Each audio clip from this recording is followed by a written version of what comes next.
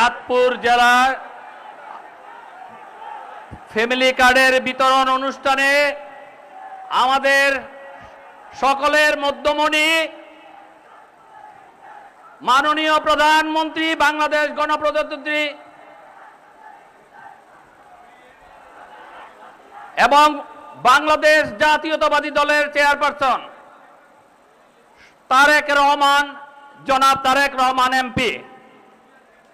Sir, আমাদের আসলে বক্তব্য দিতে দাঁড়াই নাই, আমাদের কিছু দাবি দেওয়া নিয়ে আপনার সামনে কথা বলবো। আপনি চাঁদপুরকে অনেক দিয়েছেন, চাঁদপুরের শিক্ষামন্ত্রী দিয়েছেন, চাঁদপুরের সন্তান হিসাবে মেহেদী আমিনকে আপনি অ্যাডভাইজার করেছেন, বিডার চেয়ারম্যান হিসাবে আশিককে দিয়েছেন। আমি যা আপনার কাছে দাবি করব এখানেই আপনার সকলে উপস্থিত আছেন। আমাদের একটি দাবি, প্রথম একটি ইপিজেড স্থাপন করা।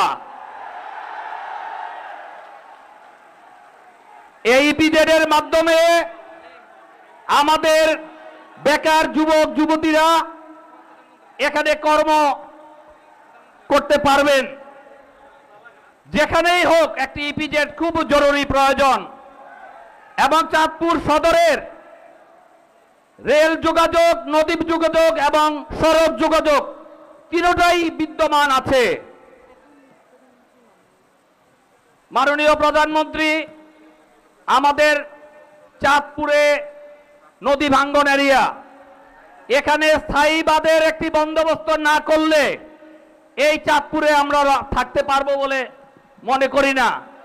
সেই মতলব থেকে আরম্ভ করে হাইমচর পর্যন্ত একটি স্থায়ী বেড়িবাঁধের ব্যবস্থা করার জন্য আপনার কাছে আমাদের দাবি। এই দাবি চাঁদপুর জনগণের দাবি। মাননীয় প্রধানমন্ত্রী, আমাদের চাঁদপুরে একটি মেডিকেল কলেজ হয়েছে, 8 বছর আগে সেশন শুরু হয়েছে, জমি অধিগ্রহণ শেষ হয়ে গিয়েছে, একনেক হয়েছে, সেখানে 500 শয্যা বিশিষ্ট একটি হসপিটাল আছে, নার্সিং ইনস্টিটিউট আছে। আপনি যদি এই হসপিটালটার অনুমোদন করে দেন, আমাদের এই এলাকার অনেক শিক্ষিত তরুণ তরুণী ডাক্তার হয়ে বেরোতে পারবে এবং এলাকার জনগণ স্বাস্থ্য সেবা পাবে। মাননীয় প্রধানমন্ত্রী, শিক্ষা ব্যবস্থা যদি ভালো না হয় আমরা কেউ সামনের দিকে আগাতে পারবো না এবং আপনি শিক্ষাকে জোর দিয়েছেন। প্রযুক্তি বিশ্ববিদ্যালয়ে 5 বছর হয়ে গিয়েছে, ক্যাম্পাস ভাড়া করে ছাত্রছাত্রীরা সেখানে ক্লাস করে। আপনি যদি আমাদের মন্ত্রী মহোদয়দেরকে একটু বলে দেন এইটা একটু কাজটা ত্বরান্বিত হবে। সর্বশেষে 2021 সালে হাইমচরে একটি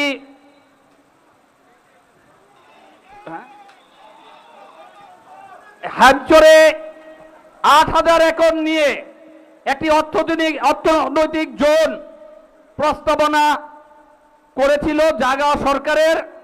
যদি সেটাও চলমান করা যায়, এই চাঁদপুরের লোক আগামী 20 বছরে উপকৃত হবে। ধন্যবাদ সবাইকে। আপনি চাঁদপুরে আমাদেরকে পদধূলি দেওয়ার জন্য আপনার কাছে চাঁদপুর জেলার সকল জনগণ কৃতজ্ঞ। আসসালামু আলাইকুম।